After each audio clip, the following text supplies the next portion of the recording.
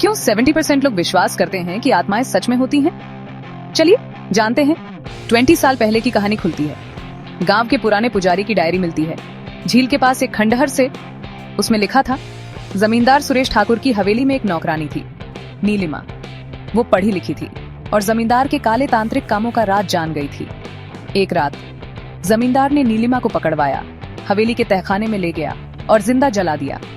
उसी रात बादल गरजे, हवेली में आग लगी और झील बनने की शुरुआत हुई। नीलिमा की आत्मा वहीं कैद हो गई। अब वर्तमान में रघु गायब है। अन्वेष अकेले झील के नीचे जाने का प्लान बनाता है, स्कूबा गियर के साथ। जब वो नीचे पहुंचता है तो हवेली के दरवाजे अपने आप खुल जाते हैं। दीवारों पर काले मंत्र और बीचों बीच एक राख से बनी मूर्ति। जैसे ही अन्वेष पास जाता है, मूर्ति फटती है और अंदर से एक आंखों से खून बहाती आत्मा निकलती है। तू वही है जिसने रिद्धिमा को मुझसे छीनने की कोशिश की थी। वो अब अन्वेष को खींच ले जाती है, जहां अन्वेष खुद को जमींदार सुरेश ठाकुर के रूप में देखता है। क्या अन्वेष उसी जमींदार का पुनर्जन्म है?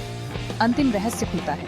रिद्धिमा अब पूरी तरह से नीलिमा बन चुकी है। अगर तू मेरा अपराधी नहीं तो मुझे मुक्त कर, पर अगर तू वही है तो अब तू नहीं बचेगा। अब फैसला अन्वेष के हाथ में है।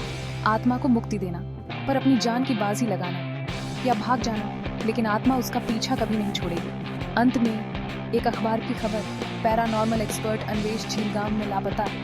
उसकी अंतिम वीडियो क्लिप में बस एक वाक्य, नीलिमा सिर्फ आत्मा नहीं थी, वो इंसाफ है और मैं शायद उसका गुनहगार हूँ।